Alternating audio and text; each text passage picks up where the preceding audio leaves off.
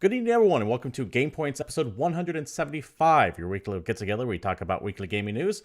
I'm, as always, your host, Stephen Brown, and joining me today is... Oh, I'm ashamed, but I'm also David. So, if you're wondering what David there is ashamed about, I had a little bit of an audio issue right when I started. Turns out I forgot to turn certain things on and turn other things off, so it wasn't good. I was getting myself talking back to myself again. It was kind of bad. So, We're professional. You're yeah, welcome. we're totally professional. That aside, David, Yeah. and for those who might not know, we got a show tonight. Oh, look at that. That's cool. I know, it's weird, right? We actually have things to talk about. We're going to talk about Call of Duty 2020 being in trouble for my good old friend Jason Schreier, which neither one of us know. We're going to talk about how Epic can't even do a fucking sale without pissing people off. And we have this weird Sony-Microsoft collaboration that may or may not actually lead into something. I'm kind of curious to know what you guys think about this one at home. If you happen to be watching us live here at Twitch TV/Gamepoints, like Salty Frank, I see you in the channel, and anyone else happens to be lurking, feel free to join in the conversation. Chat away, ask questions. I want this to be as much as part of your show as it is ours. But if you're watching us later on YouTube, feel free to comment down below as well as whatever topics we are getting into. David. Yeah. Before we get into the first story, I want to bring up the fact that we both just found out Cobra Kai Season 2 launched like a month ago. What the fuck, dude? I feel like there wasn't enough press about this. I love Cobra Kai. That show is so great. That's... Damn it, Now, I if you watched it don't... all on YouTube, like, instantly. And the fact that I was, like, anxiously awaiting the second season, and it came out, and I had literally no idea whatsoever, even though I'm on YouTube fucking all the time, is ridiculous to me. Now, for those of you who don't know, Cobra Kai is a sequel to The Karate Kid. You know, those movies back in the 80s, which some of you probably weren't even alive for. It's surprisingly good for a YouTube original show, and I recommend everyone take a look at it. No, we're not sponsored by YouTube. I wish we were. Surprisingly good for a fucking just show based on a 30-year-old property. Yeah. A direct sequel at that. They got all the original cast members back, which is like, amazing. That's the ridiculous part. It's got the same people in it, and, you know, the guys are old, and it's great because it makes fun of them for being old, and it's terrific. It's better than Karate Kid. It really is. It really is. But that's not what you guys are here for. You guys are here not to listen to us talk about games, because no one listens to us to begin with. So let's go ahead and kick things off with what is possibly the biggest / not newsworthy / could potentially be amazing news. I don't know how to feel about this one, but that could be huge, or it could be nothing at all. It's moderate. And that is this Sony / Microsoft joint venture that they're getting into. So Microsoft last week, through their little wire service, announced that they are teaming up with Sony to work on a couple of initiatives, including cloud gaming. From the actual press release itself, Sony Corporation and Microsoft Corp announced on Thursday that the two companies were partnering on new innovations to enhance customer experiences in their direct-to-consumer entertainment platforms and AI solutions. Essentially, direct-consumer entertainment means cloud gaming. The two companies will explore joint development of future cloud solutions in Microsoft Azure to support their respective game and content streaming services. In addition, the two companies will explore use of current Microsoft Azure data center-based solutions for Sony game and content streaming services. Sony and Microsoft are also exploring the collaboration in areas of semiconductors and AI. What do you think about this, David? This is ridiculous. In what way? Elaborate. Based on the current, like, I don't know what you call it, gaming cycle, Sony has been in the position that Sony did in the PlayStation 2 era, where they're kind of very full of themselves, and they haven't really seemed to be team players. Meanwhile, Microsoft is talking to everybody and hanging out with everybody, and they had their cross-promotion with Nintendo and all this other stuff. So this partnership even being mentioned, even being a rumor, would be a big deal. But the fact that it was straight up announced is, in a pure console war, like, traditional sense, ridiculous. But considering they're both, you know, pretty advanced tech companies that work on fancy tech stuff, yeah, why wouldn't they put all their shit together? So it's just, I wouldn't see Sony doing it. I see Microsoft doing it. Sony's the odd one for me. Right. And I think there's a reason for it. So I don't expect all that much change to come from this, first of all, out the gate, because it sounds like even the PlayStation branch of Sony themselves were caught unaware by this. An article from Bloomberg Negotiations with Microsoft began last year, were handled directly by Sony's senior management in Tokyo. Now, remember, this is an aside. A lot of people think of PlayStation, they may go, oh yeah, that's all Sony is. That's not true. PlayStation is just an arm of a massive corporation. This happened outside of PlayStation's knowledge, going on back to the article. Largely without the involvement of PlayStation unit, according to people familiar with the matter. The staff at the gaming division were caught off guard by the news. Managers had to calm workers to assure them that plans for the company's next-gen console weren't affected, said the people asking not to be identified discussing private matters. Which brings me to the point I want to make. One, these talks happen at such a high level that the PlayStation branch was unaware of it, so it's not going to affect the current generation at all. Those plans are... Well, they still each have respective shareholders, so they're still going to want to make a console, make some money, and they're going to be battling in that way. This is just a whole nother thing at the very tippy top. The hardware for PlayStation 5 and whatever Microsoft's new console is going to be are locked in. You don't make changes this late in. Dev kits are out. We can all but be assured again, dev kits are out right now. This isn't a partnership between Xbox and PlayStation. This is a partnership between Microsoft and Sony. Yeah. And in my opinion... Still ridiculous. The results of whatever this is aren't going to pop up for at least another 5 years. This isn't for this upcoming generation. It's for the generation after that. This seems to me to be Sony and Microsoft joining hands to fight the monstrosity that is going to be Google and Stadia. That's fair. Okay, now how do we figure out how to get everybody better internet? That's where we're at. That's why even if Stadia wasn't a factor, you're not going to have cloud gaming be a thing until 5-10 years from now, until Elon Musk launches his satellites and gives everyone internet directly into their brain. Yeah. Unlimited free internet forever. Yeah, and he's working on that. I guarantee you we'll see that before we die. That sounds rad. I'm going to have to buy a bigger hard drive. Your brain will be your hard drive there, buddy. I don't think so. So what do you think? What do you think this is going to be? Because that's what I think is. I think this isn't anything so much like for sure happening as much as because everyone's going, oh my god, they're going to joint console, blah blah. It's like no. This is just preparing for the war against Google that's coming. The ultimate end result of this merger, or quote unquote, whatever the fuck you want to call it, will be a tech demo in about 4 years from now at CES that goes nowhere. That's kind of where I'm at too. This isn't anything that they're Microsoft and Sony aren't going to be making a single cloud gaming platform. That's just not going to happen. Hey, look, we made this thing. This is a cool proof of concept. We figured it out. Now we're going to take our respective parts of it and we're going to go do other stuff. But here's this thing we made. Cool, this is them putting up a barricade in case Google gets froggy and wants to jump. That I am firmly adamant in that belief. I don't think we're going to really see anything from this. The only reason why I caught so many headlines last week is because of the tantalizing tastiness of Microsoft and Sony working together on gaming. It's like, Also, the fact that the gaming divisions didn't know about it. It's pretty great. And they technically do with Minecraft. Microsoft owns Minecraft. Minecraft's on Sony property, so it's not the first time that they've done stuff together. It just has. It's one of those stories that the headline sounds far more saucy than it actually is.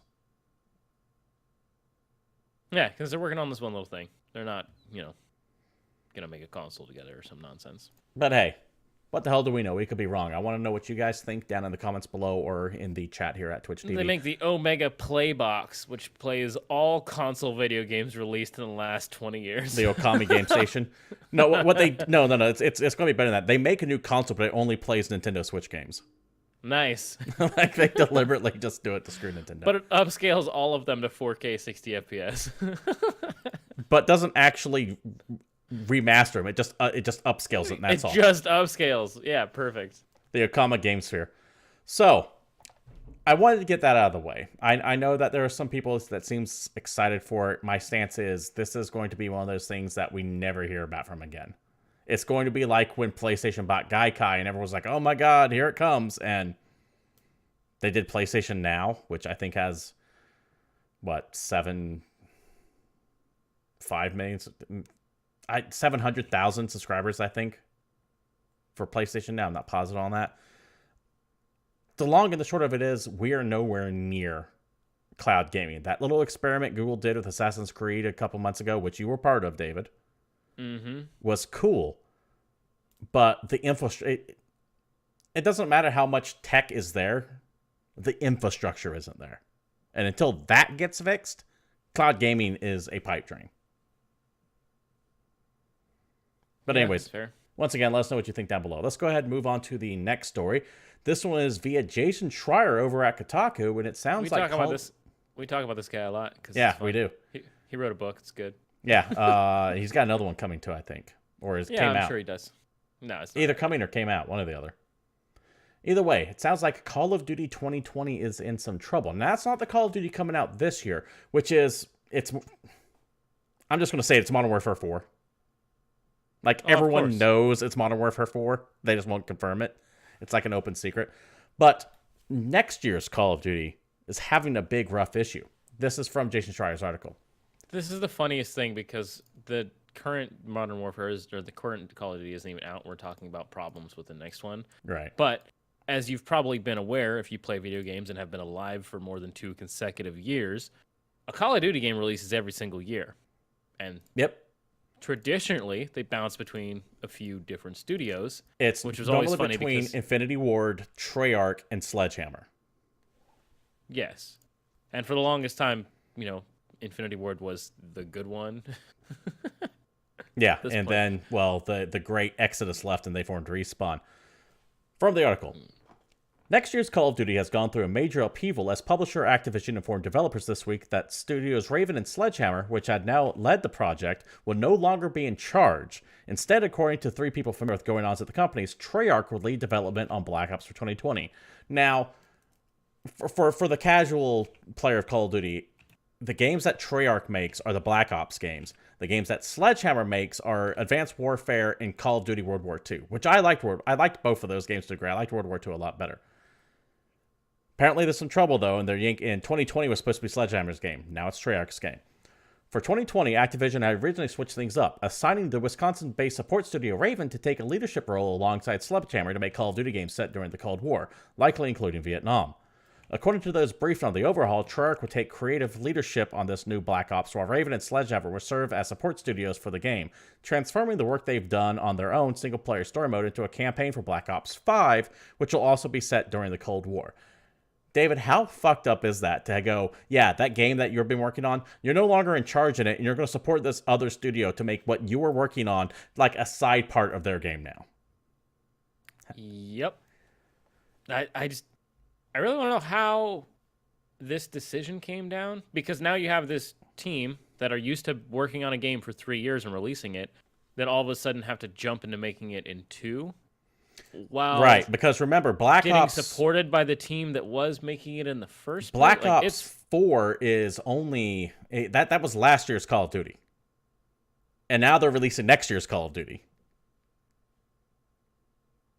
Yeah, weird. They only get a year off, or they get 1 less year off, so... okay. I think that's really going to fuck things up. We'll see. Coco, by the way, thank you for showing up. He says, as long as I'm getting paid, I wouldn't care as a dev. Well... I think it's going to look exactly like it would have anyway, because all of the Call of Duty games are exactly the fucking same. And they used to be on a 2-year cycle, because at one point it was just Treyarch and Infinity Ward, so it's not really that big a deal. Fair enough. Of course, I could just be a huge asshole, and there's a shit ton more work for the devs that have gotten used to a 3-year development cycle, but I'm willing to bet they can shit out a Call of Duty in 2 years. Well, you know how crunch has been a big thing that we've been talking about the past few months. As the game industry as a whole has been kind of really hammering on the idea of how fucking bad crunch is. With the Call of Duty games in particular, how often are they switching engines? Because I'm willing to bet they're not. Here's the thing, What are they really building from the ground up besides, making some new assets? A game releasing in 2020 that will be designed to launch on next generation hardware. Now that could be a big deal. I think it probably won't be on both then. And we'll have to wait till 2021 for the next gen Call of Duty game. There's assuming that next generation hardware is coming at the end of 2020, which I think is a safe bet, there is no way Activision is taking one of their leading franchises and missing the debut of that. No way. In which case, it probably will suck for Treyarch then. Yeah, no, it's going to be bad for everyone involved. Now, for those of you who are wondering what might the hell have happened, well, Sledgehammer Games has had a lot of problems going on lately. Now, I don't want to say problems necessarily on their end. From the article itself, once again, in February 2018, Kotaku broke the news that Sledgehammer co-founders Mike Condrey and Glenn Schofield had left the studio. Although Activision spun it as a promotion, saying they'd take on new executive duties, it was very clearly an ousting, and the two quietly exited shortly afterwards. Earlier this year, Condrey started a new Silicon Valley studio with publisher 2K, and he's recruited dozens of Sledgehammer staff. The studio has been hemorrhaging employees over the past few months, much to the dismay of those who remain. Does this sound fucking familiar to you, David? Yeah, dude, that sounds a whole lot like what happened with Respawn and Infinity Ward. It's maybe working on Call of Duty games actually sucks dick, and this is gonna suck even more than normal. Activision buys an extremely talented developer, fucking ousts the two guys. It's only two guys again, too. The two people that were running it. One of them goes, fuck you, I'm going to build my own Call of Duty with blackjack and hookers. And then goes to everyone that was on and robots and jump jets. And goes to everyone that was on the design team of his former studio and goes, hey, do you want to come work for me? And they all go, yeah, that sounds good. Let's go. This is literally history fucking repeating itself with Modern Warfare 3 again. One of the primary reasons, back to the article, one of the primary reasons behind this Call of Duty upheaval is, according to two people with familiar happenings at Activision, is the tension between Sledgehammer and Raven, whose staff are said to have argued frequently during the past year of development of Call of Duty 2020, said two people familiar with the project. So think about this. You have a Respawn Infinity Ward issue popping up again. Your two heads of the studio, who everyone worked with very closely, are promoted away from the studio, essentially just kicked the fuck out. Yeah. They create their own, one of them creates his own studio, starts taking developers from Sledgehammer Games. People at Sledgehammer. Starts calling your friends, yeah, if you're still working there, and they say, oh shit, I just got an offer from, our boss that we love and adore that's not Activision later. On and top you're of sitting there thinking, on top of all of that, you have this other party, this Raven Software coming in. Raven Software's done good work. They did Singularity is the thing that I think off the top of my head. That was that Russian time travel game. It's solid. It's old, but it was good. Okay. And then they come in, and they kind of have their own direction they want to take things in. So it's fucking chaos at Sledgehammer Games right now, and I can see why people would be pissed. And I can see why that would cause issues. And when you have the issues popping up, and then Activision's like, fuck all this, we're bringing in Treyarch to deal with it, I don't think Sledgehammer exists in another year and a half. I think they're done. Do you have any, we'll see. Any input on that? I mean, I guess Sledgehammer could fade into nothingness, or it'll get merged with another studio, or Activision will just shutter it and then throw somebody else on Call of Duty. They might get regulated to like a second party, like how Raven was. Raven Software for the longest time was, you don't get first party games, you get to work on other people's games. Yeah. That's what I'm thinking could happen. They're just shuttered down to a small bare bones studio that just works on ports or something random. And how does this affect the future of that franchise? Because Activision's not going to just stop making Call of Duty games. I'm going to say it will affect it almost not at all. Just not at all? At this point, Call of Duty is like death and taxes. It's inevitable for you. It's just going to happen. Run from it. And it's going to survive. Dread no matter what you do. But eventually it will come for you. Yeah. So yeah, that sucks. Sounds like Call of Duty 2020 is in trouble, and I feel bad specifically for the people working at Sledgehammer, because goddamn. When's the last time you played a Call of Duty game? I played World War II. I didn't play Black Ops 4, or whatever, the 4 lines, because they fucking don't know how to use Roman numerals. I played Call of Duty World War II, but I didn't play Black Ops 3. I played Infinite Warfare. That's the one that had Jon Snow in it. But I don't play them in the multiplayer. I always play them just for the campaigns. But there's a good chance that's not going to be around for much longer either, because I'm hearing scuttlebutt that Call of Duty might even go free to play, which for the longest time was something that Activision's like, no, we're not going to do this. But now they can't. Well, that's why I think Black Ops 4 was a test bed for. How well does this game sell without a campaign, and can we go the Fortnite Apex Legends route with it?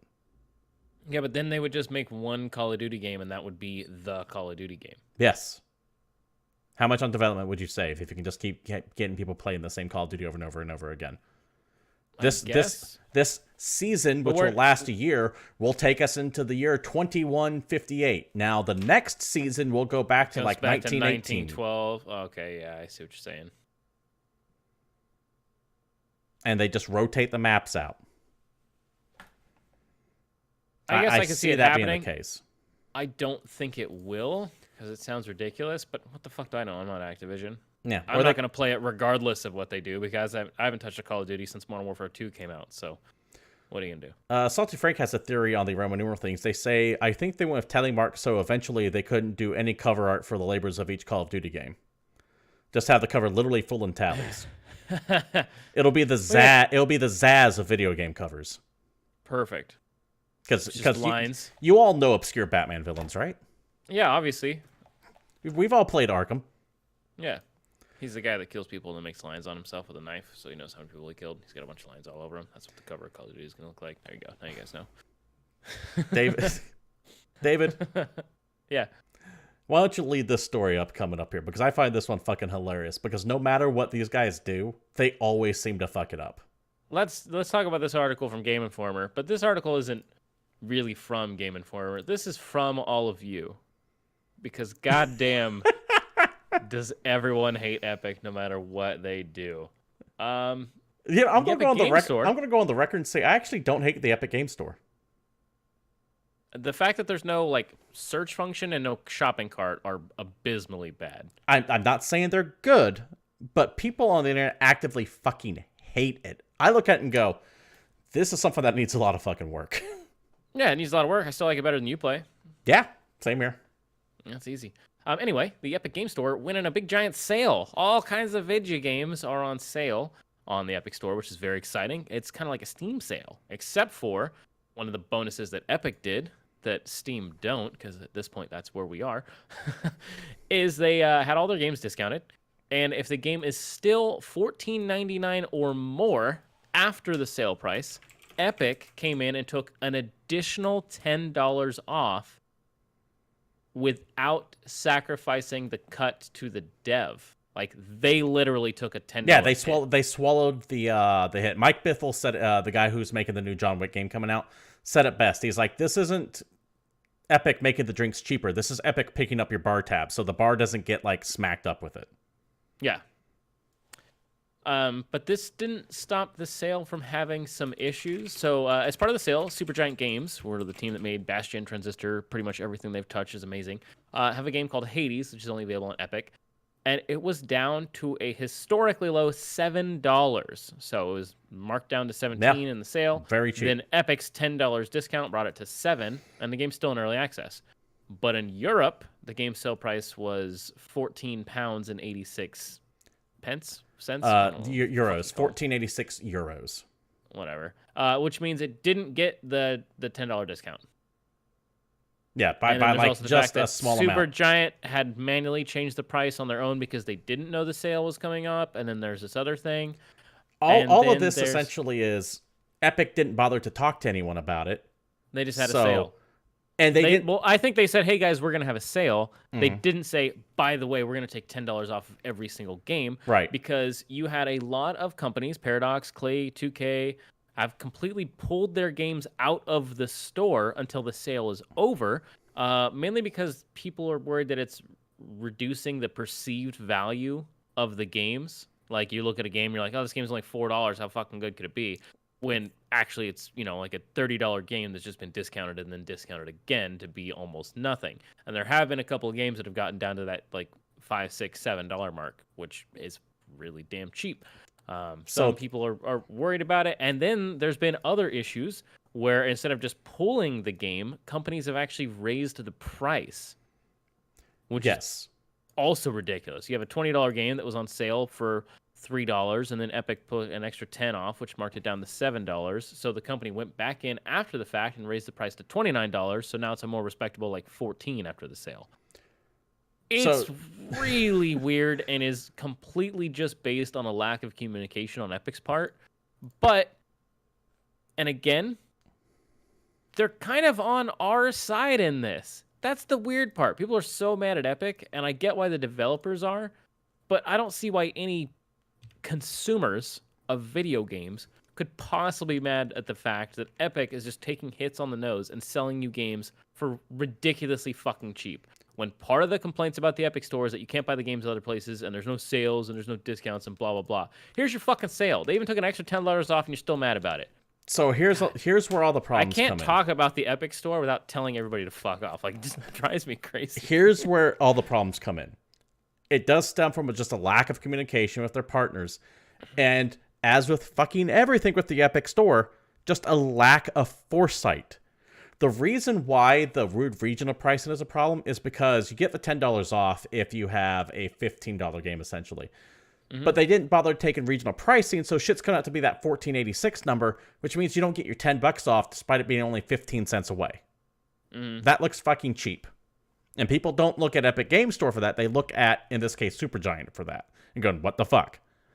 Supergiant wasn't told the sale was happening, so they already had a pre-scheduled price increase planned. And when it went through, the store goes through, so Supergiant looks like they're being dicks by raising the price on their game after the discount already applies to try to wipe that out. In their case, no. They're just like, hey, we didn't fucking know this was happening. We've readjusted the price down. This game was still in early access. It's getting closer to release. We're raising the price because that's what happens with early access games a lot of the time. Because Epic isn't telling people. Now, as far as Paradox, Collide, and 2K games with Borderlands 3 specifically, it goes back to that reason why Steam doesn't do the super, super, super deep discounts anymore. Introspect, good to have you in chat, by the way. If y'all remember back in the old days of Steam, when there was only Half-Life 2 and maybe Portal, the Steam sale was, like, amazing. It's still good now, but we're talking, like, brand new games would be massively discounted. I don't even look at the Steam sale anymore. It's gone so far downhill in the last, like, 3-4 years. They would have those flash sales that like every hour something new would pop up and people would be like hitting F5 over again. Yeah, and it'd be like a 3 to 5 month old game that's all of a sudden like $25 off. It'd be huge. And now new games are $3 off every time. And shovelware costs $1.70 and everything else is somewhere in the middle. One of the reasons, in my opinion, why that came to an end is because of the perceived cost of a game. What happened was, how many times have you heard the phrase, it's $30 now, but I'll wait for a Steam sale? Yep. But that really doesn't apply anymore today, does it? I mean, it kind of does, but no. That phrase originated because that $30 game would be like $5 fucking on a Steam sale. Yeah, and there's still some games that people will say, wait for a sale, but that's just because the game's not great. The problem is that you have people that are releasing their new games, and if they're going to continually provide support for that game, say it's a game as a service, say it's an early access game, something, they actually need people to buy it so they can stay afloat, because not every company that's making video games is Activision, is EA. It's just 3 guys in a garage doing their fucking best, and when no one buys their game until Steam knocks it down to $2 and they make 0 fucking profit on it, that hurts. Why would I buy a game for $20 when I can buy it on sale for $7? Yep. And that fucks people up. And Steam didn't give anyone the opportunity to opt out of this sale. They just discounted everything in their store without telling them. Now, or not Epic. Steam, I'm sorry, Epic. Now, in Epic's defense, it's not like these guys were getting losing $10 and everything. Epic was eating that cost on their own. But it goes back to that perceived cost thing. Because I'm going to use Borderlands as the premier example here. Borderlands, $59.99, pre-order only, was not part of the sale. But if you pre-ordered it during the sale, Epic would take $10 off. Which means to people who are buying Borderlands 3, which is only available on PC at the Epic Game Store, that's a $50 game. So when it launches for $60 after this is immediately over with, people are going to go, well, fuck it, I'll just wait till it go to 50 again. It was already 50 before it launched. It's got to go to 50 again soon, right? And that's a problem. And it all comes down to how overly fucking aggressive Epic Game Store is being. Like, they're being ridiculously aggressive. And they're not offering really anything better. They're just throwing money at everything. Which, don't get me wrong, I like having money thrown at me. If I had a choice between buying a game on Steam for $60 and buying a game on Epic Game Store for $50, I'm buying it on the Epic Game Store. Yeah, I'm down. That's why we bought games on Steam in the first place. But this mentality only gets you so far. And eventually, the money will run out. Coco for Tacos, you have a good night. Thank you for showing up. Eventually, the money will run out. And when it does, what does Epic Game Store fucking have to offer? Yeah, they need features. No king rules forever. And Fortnite will have something that puts it down eventually. What does Epic Game Store do then? Days. Continue making money off the Unreal Engine. But yeah, I see what you're saying. Admittedly, fair enough. But the main reason why they're doing this, and they've been very, very blunt about this, is how successful the fucking Fortnite has been for them. Mm-hmm. And they were successful enough they wanted to take a bite out of Steam and its crazy monopoly. Right. And they're being extremely aggressive about it. And I think they're being extremely aggressive about it because they know they have nothing else to really offer at the moment. Yeah. And in their aggressiveness, in their zeal, they're burning a lot of bridges, not just on the gamer side, because the gamers, okay.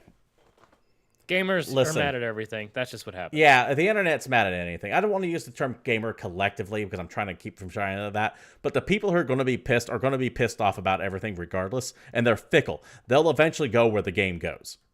Is it weird that when I say gamer, I'm not even referring to like people like you and me? Like that's how fucking weird it's gotten. Yeah, I know that is odd. That's why I'm like referring to a 1% of gaming culture that's really mad all the time on Twitter, and yet somehow that's just how the conversation goes. That's also why I try to avoid like disparaging gamers as a collective, because I consider myself a gamer. Yeah. And when I read articles about how like gamers are all fuck, I'm like, no, you're a fucking douche. So I'm trying to avoid that, but we know who we're talking about when we say this collective group of people who are just perpetually outraged about everything. But well, guess what they will all do when Borderlands 3 comes out? They're going to buy it. Fucking download the Epic Store, they'll buy Borderlands 3, and they'll fucking play it. Because these are the same people that say the thing about Modern Warfare 2, and just look at that Modern Warfare 2 boycott on the day of Skiff. I mean, it's fucking famous. This picture is famous. God damn, that shit was so funny. Let's see. Let's go to chat here real quick. I think Epic is probably getting more customers with everything that the gamer community is outraged. Like right now, I'm hyped just to get Journey Heavy Rain since I'm not big on PlayStation. Yeah, exactly. And dude, Flowers on the Epic Store. That game's fucking amazing. And once again, taking $10 off the game and having Epic just eat the cost. That's amazing. That's what I wanted. Hell that's yeah. why I've been. That's the competition dream I've been saying that for a long time. When you finally start breaking up monopolies and force people to compete, game prices come down. Well, but also the fact that the devs are making the same amount they would make if you bought. Because that's one of the things is the John Wick game was part of this whole thing. Like it was added to the store around the same time, or added as a pre-order at the same time. Yeah, and Mike Bithell seemed super supportive of it. Hex game, and he's like. This order is completely guilt-free because if you buy this right now during the Steam sale, we're still getting the same amount as if you bought the game for full price. So he's like, go to town, save your money, get in this. But you have a bunch of other companies that pull their games because they're worried about perceived value and all this other stuff. And then you have companies that are just mad at Epic because it's a great time to be mad at Epic. The problem is that Epic has such a piss-poor communication problem. So consumer-friendly right now. It's ridiculous. Yes, when you offer...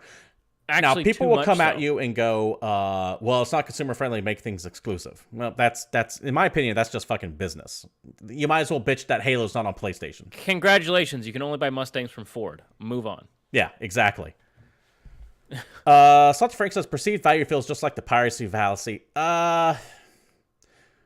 I'm assuming what you mean by the piracy fallacy is the idea that a company would go, well, every time someone pirates a game, that's a lost sale, which isn't true. Yeah. That's the whole DRM argument, which DRM is always bullshit because it doesn't do anything and it's normally cracked the day before the fucking game's released. As an aside, did you read that, like, of the 7 big AAA games that used Denuvo, the longest one lasted was like 4 days. And in the case of, what was it? But it was literally had a day 1 patch, like a day 0 crack.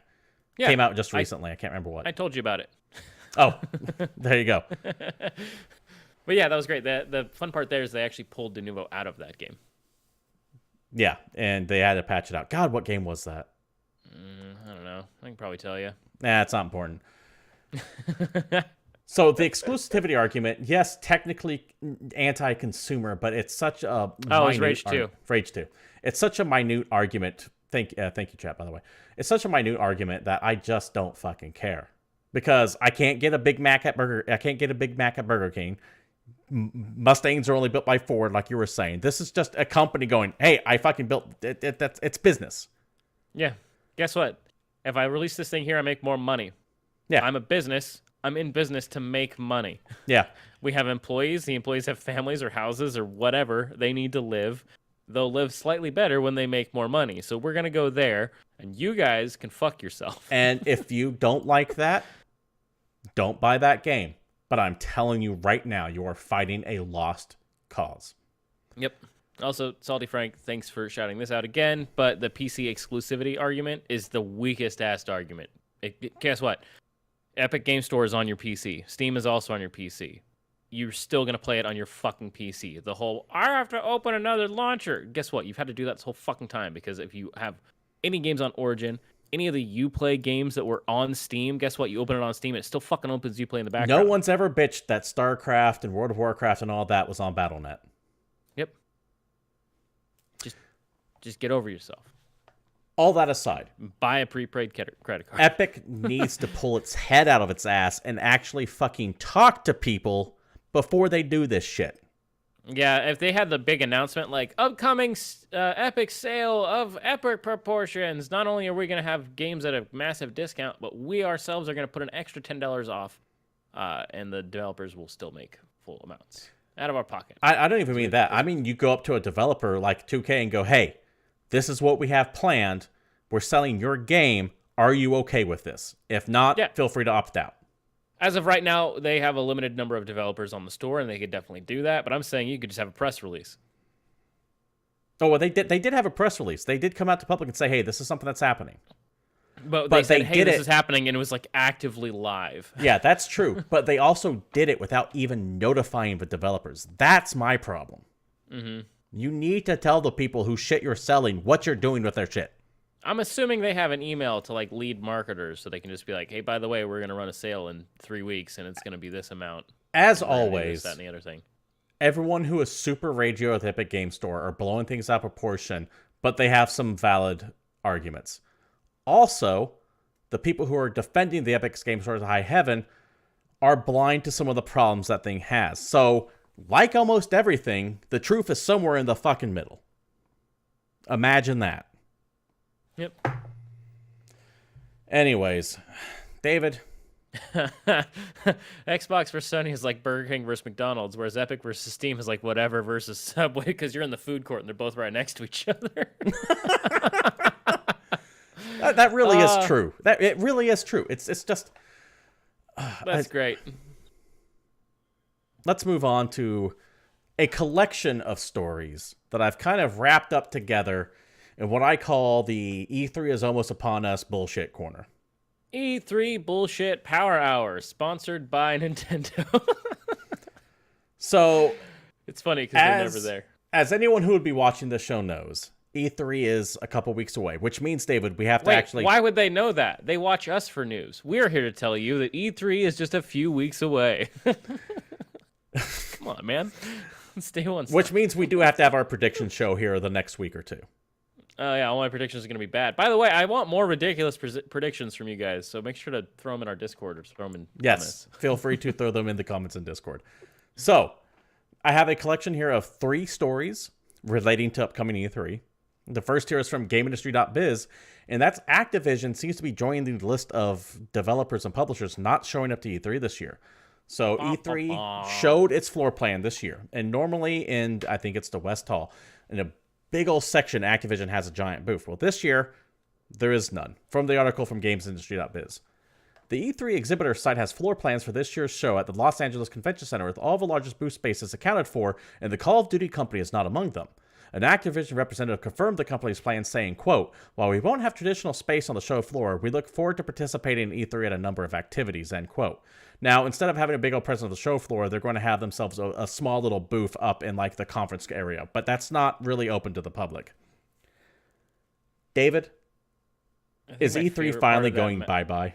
I think my favorite part of the map is how many of the booth spaces are just listed as available. Because it's a fuck ton of them if you think about it. The fact that this whole event is happening next month and half the show floor isn't even booked yet is kind of ridiculous. It's real bad. South Hall, not West Hall. South Hall. Sorry, or maybe it was West Hall. I don't quite remember.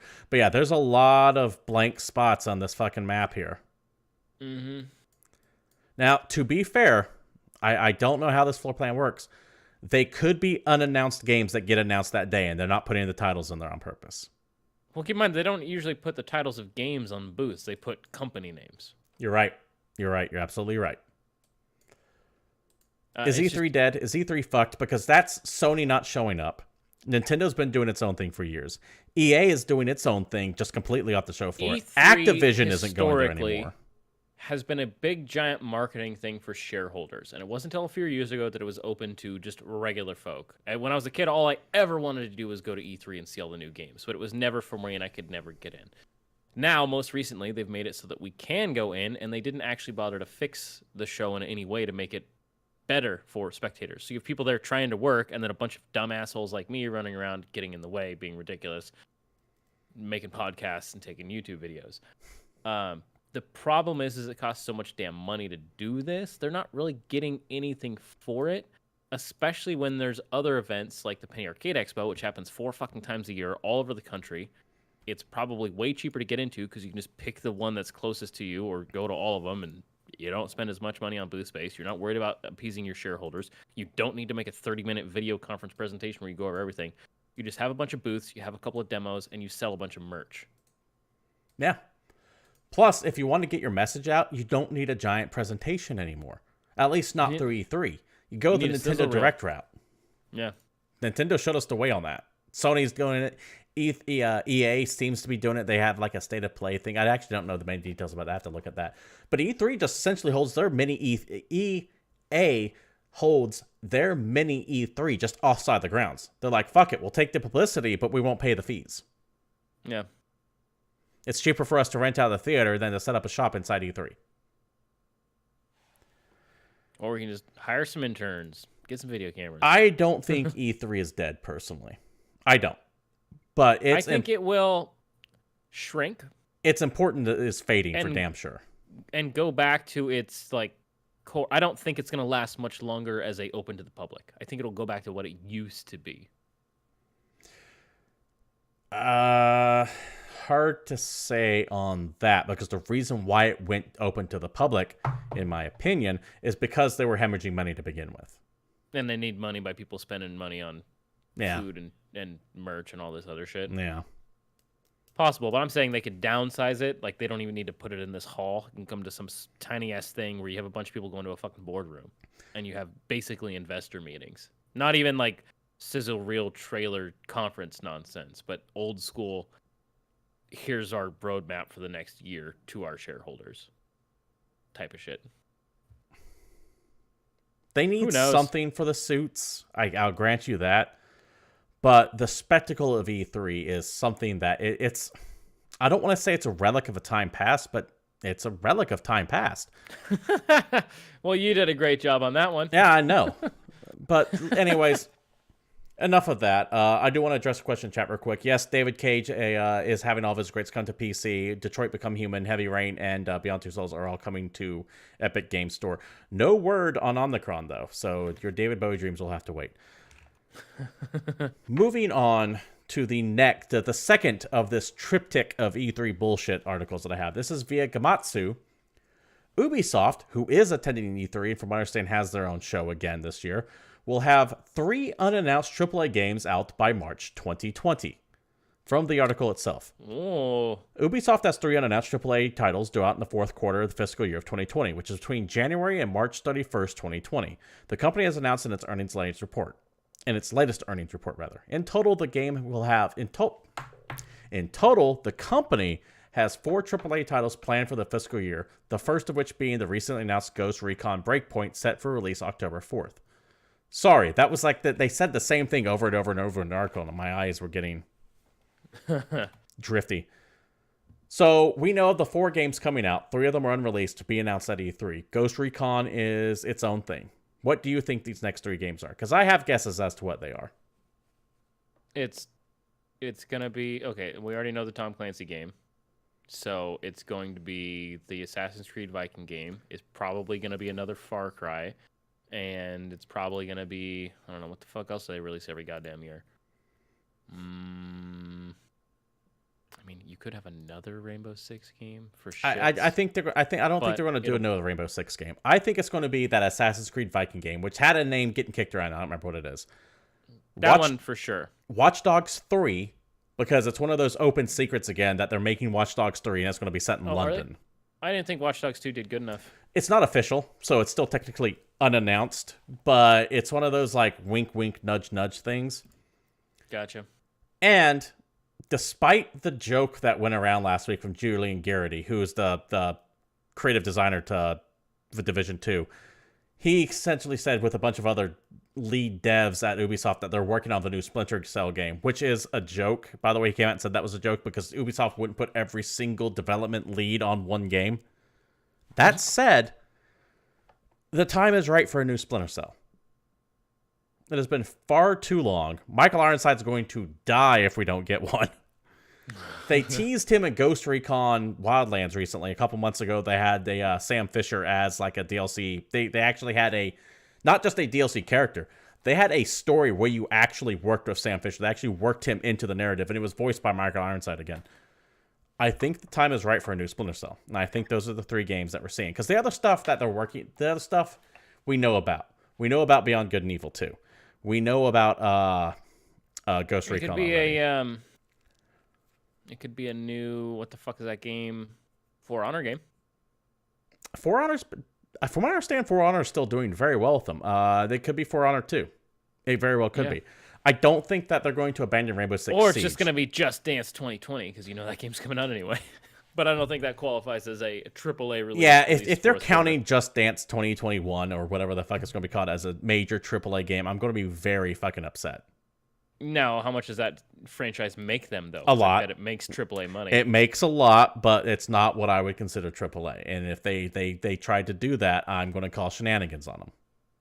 You do that. You call shenanigans on them. Everyone get your broom. We're getting brooms, everybody. We're going to walk down to Ubisoft. So, 3 mystery games coming out from Ubisoft before the end of March 2020. Let us know what you think they are down below. We've given my answers. David's kind of speculated his. Let's see. Something Frank in chat says, I don't get London location for Watch Dogs. It seems like they were escalating location based on how much tech in the actual area IRL. I thought it would be the next evolution would be a place like Tokyo. So, Salty Frank, the reason why I say London is because there's been a lot of scuttlebucket leaks saying London. Plus, if you want to talk about one of the most oppressive surveillance Orwellian states out there, London is it. They are fucking cameraed everywhere. There's not a single corner on London that is not like CCTV'd. You are always being spied on in the city of London itself, which lends itself perfectly to the dystopian nightmare that is Watch Dogs. Because it's all about... What was that? You should put it in Seoul. Seoul, South Korea? Yeah. I don't know enough about that. Are they also just cammed up everywhere? I'm just going to go with the fact that the entire country has a Wi-Fi connection. Okay, I see what you're saying. Also, I think London's going full hog on the face. In fact, I know for a fact they did. London went full hog on the facial recognition shit that San Francisco's just recently banned. They actually arrested and fined someone who was walking down the streets of London who had his face covered up because he didn't want to be cameraed. And the police stopped him, went, what are you doing? He's like, it's cold, my face is covered up. They're like, nope, you got to take that off. They literally gave someone like a 60-pound ticket, a ticket for 60 British monies, not 60 pounds, and said, nope, you have to have that. You can't evade the facial recognition software. So fuck that. London would make a perfect place for that, in my opinion. But hey, I could be wrong. They might not even announce a Watch Dogs 3. Watch Dogs 3 might not even be being made. But I'm reasonably sure it is. With that, let's move on now to we got to talk about the only part of this that actually fucking matters, because whatever Activision's doing, whatever Ubisoft's doing, that's irrelevant, because we're going to talk about the company that we've all been waiting on this whole fucking time, and we're talking about THQ Nordic, because for the last several years they've been actively buying my entire nostalgia dream and every game I've ever loved or been interested in. They had a couple of announcements that came out via Gaming Bolt. Two statements from THQ Nordic are teasing what might be coming. First, I can't reveal what the title of this remake is, but it's the long-awaited return of a galactically beloved game/franchise. So that's interesting. We got a fancy remake of one of these many holy fucking shit, so many properties. That's got to be Destroy All Humans, right? Yeah, I guess. Potentially, dude. They own so many. I took a look at how many fucking franchises they own. There's a lot. It could be Alien Nations for all we know. No, this has to be. It has to be Destroy All Humans. It has to be. Maybe. I can't see this tease being anything else other than that. It is a remake, though. Just keep that in mind. How about Imperium Galactica? I don't know, dude. They own a lot of stuff. Yeah, they own a lot of shit. They own so much stuff. It's ridiculous. And the second statement, I can't reveal what the title of this game is, but it's a new vision of a beloved game/franchise. All I care about is please make one of them Time Splitters. Thanks. I don't think it's going to be Time Splitters. Time Splitters feels like it's too new. They've had the Destroy Humans property for a while, so it makes sense that they'd be ready to reveal something. That's true. They could be working on Red Faction. I would love to see a Red Faction Guerrilla 2. It could be as insane as a new Kingdoms of Amalur, or it could be as mad as a new Summoner. Holy shit. If they made a new Kingdoms of Amalur, I would lose it. I think it's too new. It falls into that Time Splitters category for me, though. Because both do they of have those the were money? recently bought. Do they have the money to pay Ari Salvatore and Todd McFarlane? Because if they don't, leave it the fuck alone. Don't even touch it yet. THQ Nordic, remember, I want to say they posted a 14,000% profit last year. That's true. I really wish I had THQ Nordic stock 2 years ago. Yeah, same here. Who knew that buying games that no one ever played, and that's why all these companies went out, actually would do good for them. Yeah, buying all these franchises that people flippin' loved, and everyone's like, "Oh my god, are you guys gonna make a thing with that? 'Cause we're gonna buy a thing." I guarantee you, I could have bought probably some of these licenses myself for how cheap they got them. Yeah, it's crazy. But Destroy All Humans. I would love Time Splitters. I would love maybe they're gonna remake Alone in the Dark. I would love to see that. Make an actual get back to it, because what people don't know is that everyone goes, "Oh, Resident Evil was the first survival horror game." Incorrect. No, that was Alone in the Dark. If you really want to be an ass about it, you can go all the way back to shit like Sweet Home, but I'm not going to be that guy. But as far as American audiences are concerned, Alone in the Dark is the first actual survival horror game, down to the fact that Resident Evil almost feels like it ripped it off. If you watch footage from the original Alone in the Dark, it's that same 3D isometric look, blocky as all hell. But goddamn it, if that wasn't played. So that franchise has suffered greatly over the past few years. But I would love to see that series come back. What if they make a new Stuntman? I'd play a new Stuntman. I like Stuntman 1 and 2. How about a new Darkfall? I don't remember what Darkfall was. It's just a spooky game on Xbox from back in the day. Yeah, I don't remember it at all. Either way, David, these announcements won't be coming out for at least another couple weeks. At least. In the meantime, at least another couple weeks. That's when we'll hear about them, son.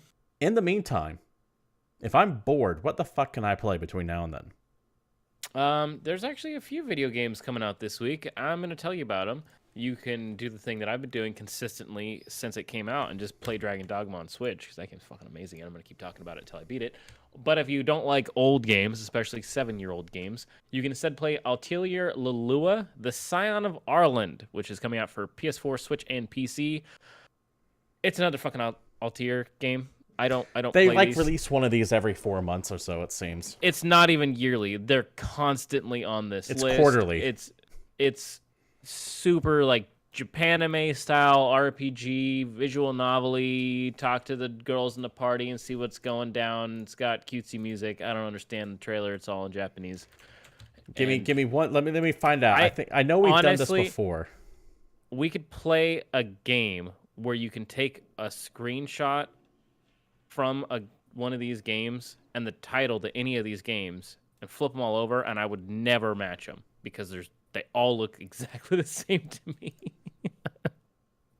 8, 9, 10, 11, 12, 13, 14, 15, 16, 17, 18, 19, 20, 21, 22, 23, 24, 25, 26, 27, 28, 29, 30, 31, 32, 33, 34, 35, 36, 37, 38, 39, 40, 41, 42, 43, 44, 45, 46, 47, 48, 49, 50, 51, 52, 53, 54, 55, 56, 57, 58, 59, 60, 61, 2, 3, 4, 5, 6, 7. 67 games, counting remakes and spin-offs, of this franchise since 1997. So let's say roughly 20 years. Now, let's assume only half of those came to the United States. That still means in 20 years, we had just shy of 35, like 33 games in 20 years. That literally is something along the lines of like a game every 8 months. Anyway, these games are constantly out, and they're constantly getting ported to something else. So if you want this game, you already know about it, and it's out, and you can play it. And I want you to have all the fun in the world. I'm not mocking it. Sorry. It has these games do. There's a reason there's 67 of these games. Yeah. They do great. I just can't get into it. It's not for me. No, it's not for me either. Dauntless is finally coming out for PS4 and Xbox One. This is the backwards Monster Hunter, in that it came out on PC first and is finally coming out on console. This is also a free-to-play, at least on PC, Monster Hunter clone that is actually quite a bit better now. I played the beta way back in the day. I got into it early. I thought it was pretty fun, but it was kind of limited in what you can do. Now it's legitimately fun, and it does have its own kind of unique take on the go out, kill a monster, carve it up, get some items, go build some stuff to kill more monsters formula that makes it interesting and fun. I'm actually a big fan of the art style, too. I like the way it looks. Yeah, I actually think the game is pretty rad. The funny part is I wanted to play it recently, but the game is completely down on PC right now until hopefully tonight, because they were having trouble pushing the version 1.0 patch onto the live server while everyone was playing it, because this game is also getting crazy popular. So they had to take the whole game down until 1.0 release. So it should be out on everything sometime tonight. Observation comes out to PS4 and PC. This game is cool. I forgot about it, but it's finally coming out. This is published by Devolver Digital. This is the game where it's a sci-fi thriller where you play not as a character stuck on a space station, but as the station itself. You play as an artificial intelligence named Sam, and you're trying to guide the basically last surviving protagonist of the mission as she goes around trying to find out what happened to the crew, what's going on. You're controlling everything by like going through different station control systems, cameras, tools, trying to help this person figure out what's going on and figure out what's happening with you. It looks spooky, it looks rad, and it looks like a ton of fun, and it's out this week. Real quick, a little bit of somewhat breaking news. George R.R. Martin seems to have inadvertently confirmed the rumors that he is working on From Software on some kind of game.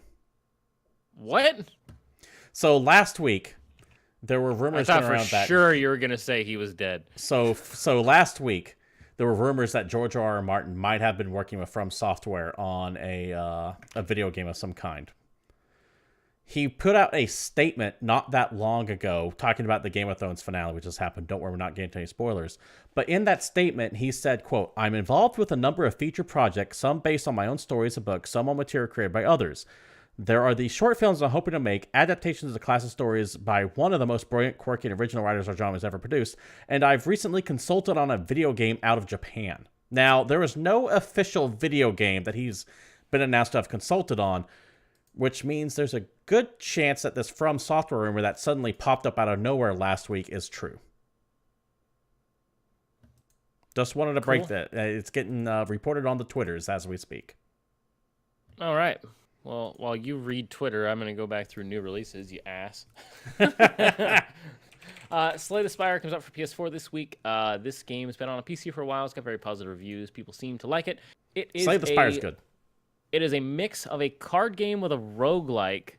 So it's like a single-player deck builder where you make a deck, you encounter creatures, you find relics, you kill things, and you're working your way through to Slay the Spire. You guys kind of like working your way through a almost RPG, but as a card game. It's interesting.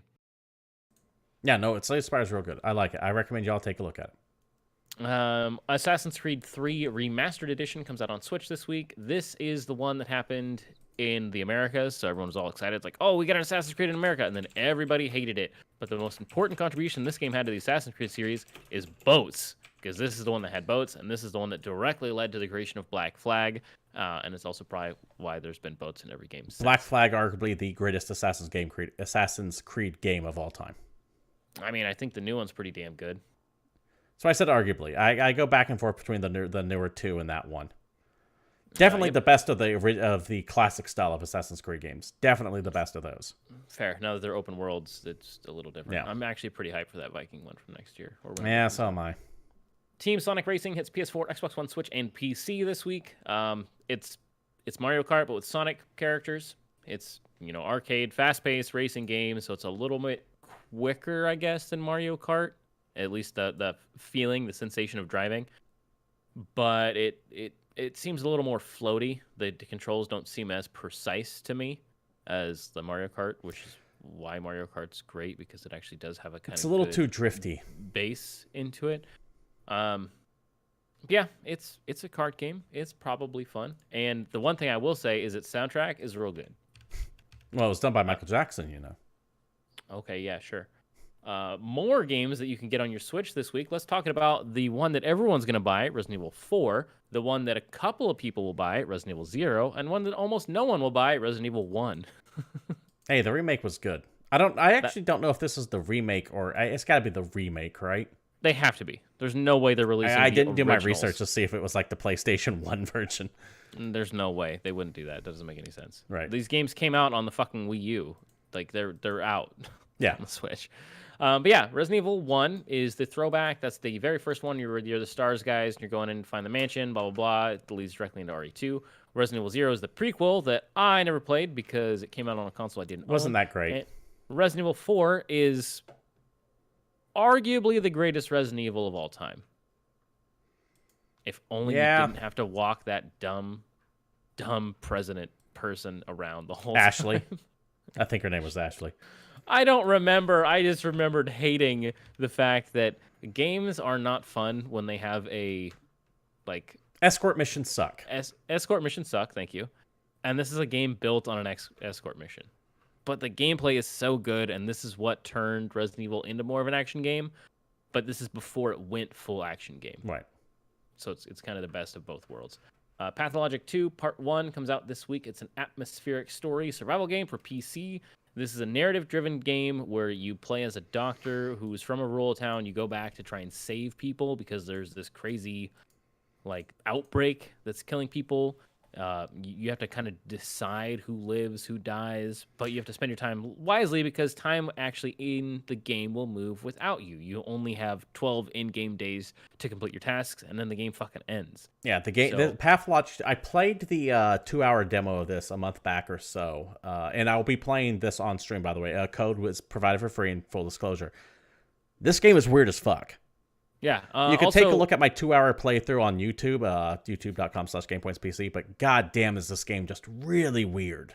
If you miss a thing when it happens, you miss that thing. If you die, you learn a little bit more about the world, but your death has consequences, and the game actually gets a little harder. So you kind of have to go through, figure out what's going on, choosing who to save based on their importance to the story or to the importance to you, and go from there. So that game actually seems pretty rad. And finally, probably the only one of this franchise I've ever wanted to play, Total War 3 Kingdoms comes out this week. I love the Total War games, and Total War games like have always been great so. from what I understand, but 3 Kingdoms is something I've been a fan of for a long damn time. Because not only did I play Dynasty Warriors back in the day, I actually played Romance of the 3 Kingdoms, those games, back in the Super Day. That shit was on Super Nintendo. That shit was on Nintendo, son. Okay, yeah. Well, I'm slightly younger than you. That shit was on Super Nintendo. And I've actually read Romance of the 3 Kingdoms, as weird as that is. Like the actual fucking novel. That's not weird. Probably, I mean, it's unusual, but I don't want to say it's weird. If you like that story, that there's a reason why the story is told over and over and over again. Yeah, it's historical fiction, and then it's got the Game of Thrones problem where there's 300,000 protagonists in the book. And you have to try and remember who everybody is. And to make it harder, for me anyway, all the names are Chinese. So I'm like, okay, so there's Cal Ren, there's Sao Ren, Sao Pen, Sao Sao Ren Z. is this guy. And then Guanpei is that guy. But wait, no, was that Guanne or was that? And yeah, dude, that was a complicated read, but I made it. And, Yeah, it didn't help too that that's also over the course of like 120 years. So you have people like dying of old age, and their sons and then their grandsons are coming in, but they all have very similar names because of the way the Chinese That's naming always my structure favorite works. part because I played Dynasty Warriors back in the day, and I'm like, okay, this seems like a cool little thing. And then you read the book, and you're like, man, that touched like 12 years of that period. And the guy that actually won, spoiler alert, is like the great great great grandson of one of the main characters. Anyway, Three Kingdoms, Total War coming out. It's a strategy RTS style game, and it's gonna be rad because all of the Total War games are rad from what I understand. But yeah, I haven't played a bad one yet. I have played some better than others, but I have never had a bad experience with one. Though I'm told Rome 2 kind of sucked. I'm not positive on that. Maybe it was a different one that I'm thinking of, but I never played the Rome ones, so couldn't say for certain. David, I think that's it. Thank you for going down new releases. With the end of those, of course, comes the end of the show. You all have been watching Game Points episode 175, and thank you for doing so. If you want to join us live, we do stream every Monday at 8 p.m. Pacific Standard Time here at Twitch TV/GamePoints. But if you can't make the show live, totally understandable. You can always catch up on old shows as well as random Let's Plays, reviews, and my general ranting over at youtube.com/GamePointsPC. If you want to be part of the community at large, feel free to join our Discord. The link is provided down below. If you want to follow the show on Twitter, you can do so at Gamepoints PC. You can follow me there, Stephen Brown, at CapitalistPig21, and you can follow David there at Palshife_Satori. Once again, thank you for everyone that shows up. For this week, we will be streaming for sure Pathologic and Observation tomorrow. I'm really looking forward to Observation tomorrow, as well as something. So feel free to like, follow, subscribe, throw bits at to get notified when we go live. And if you're sitting, of course, on an Amazon or Twitch Prime subscription and haven't used it somewhere, please feel free to use it here. But if you don't use it here, use it somewhere. Until our Discord. Yes. Until tomorrow or next week, depending on what show you prefer. You all have a good night, and we'll be